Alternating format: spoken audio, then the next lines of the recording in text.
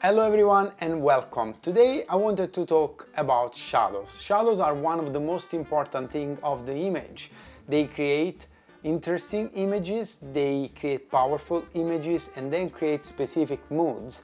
It's very important that you get familiarized with shadows and how to use them to create the most interesting look that you want. So the first thing that I want to bring to your attention is this. Do shadows even exist? It is my opinion that shadows don't exist. We can define what a shadow is based on the definition of something that is dark in an image or around us, based on the fact that there is a light that is creating an area that is brighter. Think about it this way. If you don't have any light, what are you left with? Shadow or darkness. Shadow and darkness are the same exact thing. Now, in 3D, we say that the light is casting shadows, or even when you work with a photography studio and you have lights, you have to cast the shadow. But the reality is that you're not casting anything, you're not creating a shadow. The shadow was already there to start with, because when there is no light, there is shadow, there is darkness. Try to shift your perception in terms of thinking about shadows this way, and this will help you a lot in adjusting and debugging the position of the lights to create interesting look. This is a very important thing to understand, and I know that this is a little bit different than what most people would describe shadows as, but this is really what helps me being very fast in positioning lights. And this is true in any media you work with, in 3D, in photography, in cinematography, whatever it is. Whenever you have to debug the position of the light and you have to move the lights around, thinking that shadows is lack of light, it's much faster than actually thinking that you are casting a shadow with the light, and then thinking that you will have to move the light in a certain way to achieve that shadow. Instead, I think the other way, the opposite way. If I have an area of the face, for example, that has too much shadow, that means that I don't have enough light on it. And so I have to focus not on the shadow, on how to place the light to get the shadow, but I have to focus on how to place the light to get the light where I want it to be. When you switch this way of working in your head, I can guarantee you that you are going to be a lot faster. It's going to be a lot easier to in fact position your lights, because you're not focusing on what is already there, which is shadow, but you're focusing on where you want the light. So you don't create shadow, the shadow is already there. What you do is that you turn the light on and you bring brightness or light to those areas. So it's very different than saying that we cast a shadow. I never liked this way of thinking, even in 3D when we say that a light casts a shadow, because I don't think that's correct. The light doesn't cast shadow. The light is made of photons. Those photons bounce on the surface and then into your eyes, and so make that surface visible. The shadow is just a byproduct of the fact that that light is blocked by the object itself, and so the light is not reaching in the areas where you have shadows. When you start thinking that way, things in terms of composing an image through contrast, light and darkness, become a lot easier, because now you can understand that if a shadow is too deep, it's because there is no other light getting in there. And it's not necessarily because the light position is wrong, it's because you need more light coming from a different angle. So this requires a little bit of practice. I'm gonna show you also a practical example in my photo studio with my friend Totoro, and a couple of lights so that you can understand what I mean exactly. The other important consideration of that is the color of the shadow. I get asked often, what color should I make my shadows, or should I even change the color of the shadow? And my answer is no, you shouldn't. I don't think that makes any sense. If you're doing your lighting correctly, you shouldn't need to change any shadow. The options of casting a shadow and or coloring the shadows itself are options in 3D that we were used to use because we had to hack a lot of things around. a lot of things that we were doing in the past were not plausible, were not physically based. So we had to create all sort of crazy contraption to make the lighting work. Today, you just turn the lights on, place them in the room, and everything works perfectly plausibly. So you don't need that kind of trick. If you have to use those tricks, with a couple maybe of exceptions, chances are that you are not placing your lights properly. And so I invite you to become better at positioning your lights instead of relying on CG tricks to fix those problems, if that makes sense. So why don't we need to color the shadows? Well, it's very simple, because if a shadow is lack of light, when the shadow gets any value in terms of either brightness or color, it's because it is being filled in with the light that is going onto that area of the surface. So the shadow, as a consequence of that, is simply the color on the light and the mixing of that light color onto the surface itself. So you don't need to worry about coloring the shadows, because the lights that are filling in those shadows have already the color that you need. You will see that better in the practical example that I'll show you in a second, but start thinking about it. If there is a shadow, it's because you don't have a light. The moment there is a value in that shadow is because some light is hitting there. Now, when you light complex sets or even characters with sets, and you have to have a lot of light, it's very useful to focus on one light at a time, instead of adding all the lights together, turning them all on, and then starting moving things around.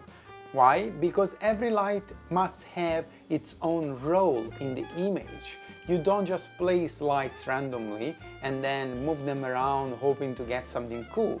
You think about what that light has to do in the image, and based on that, you place it in a certain way.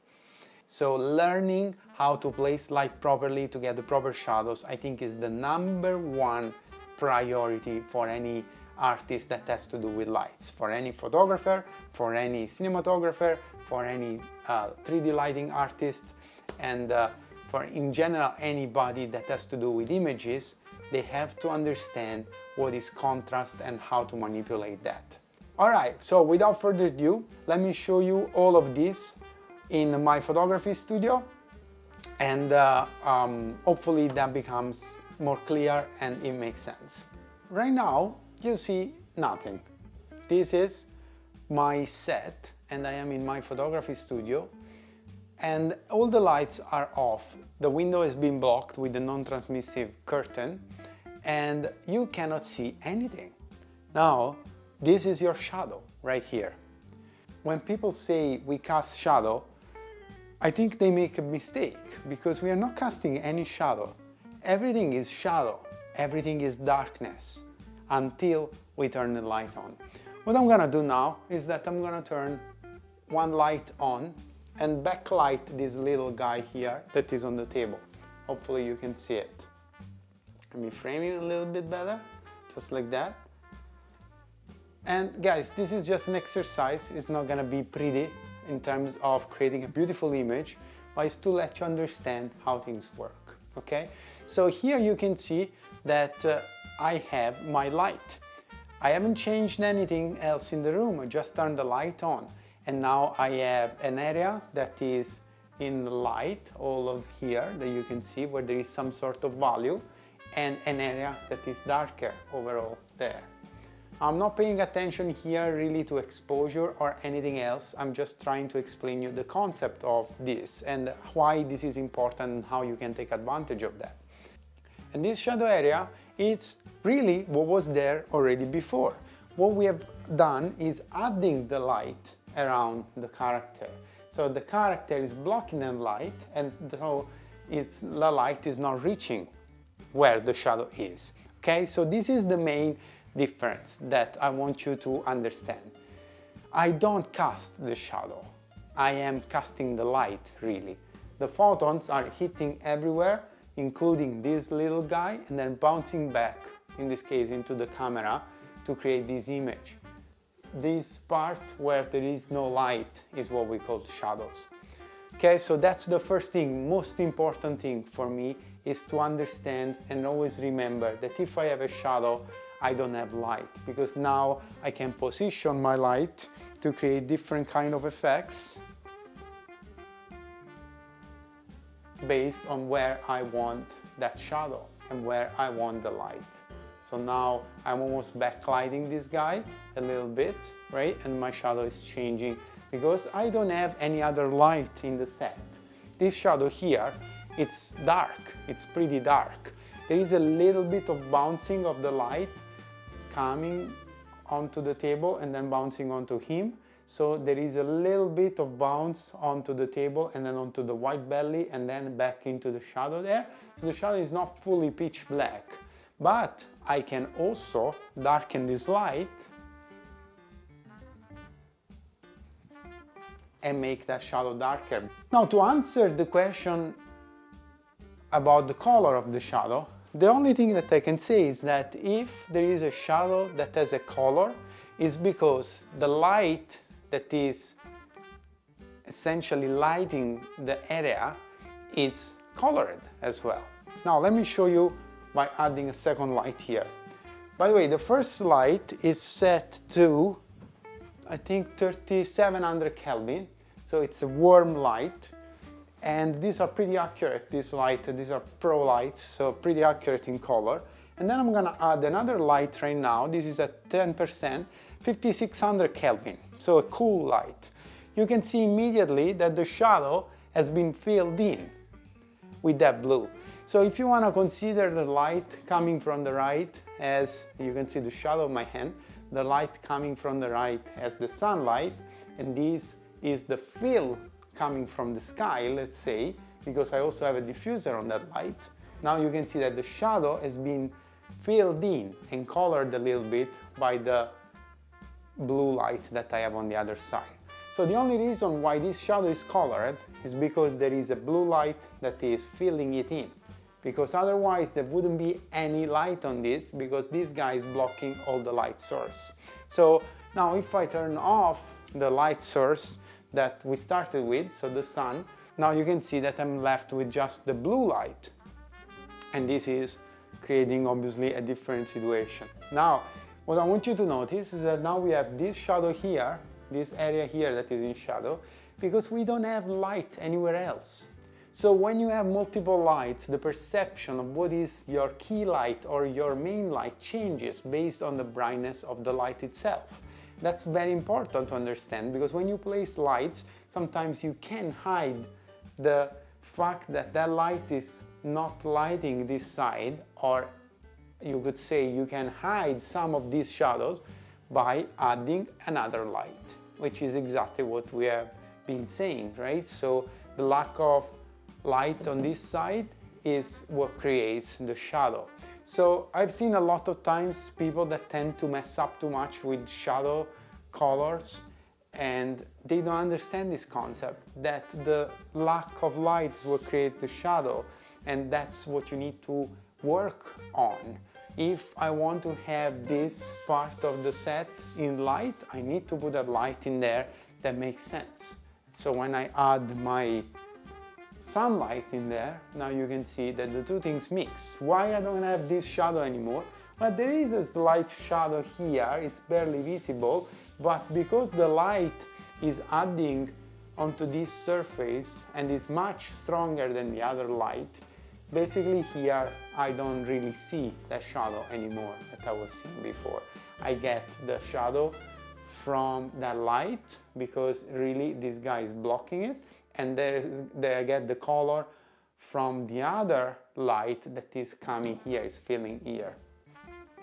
If I move that light more in the front of the guy here, of Totoro, just like that, now you can see that I get even more blue on him and even more blue on the shadow. Why? Simply because this light that comes from there, it's coming onto this surface here, and so is filling in the area. So when we talk about excessive contrast in an image, or when we say that the shadows are too dense, or when we say that the image is not contrasty enough, all that you need to do is adjust the ratio between lightness and darkness of your lights. You don't go into Nuke and change with the contrast node or a gray node your image. You change your lighting, because the lighting is what creates these differences.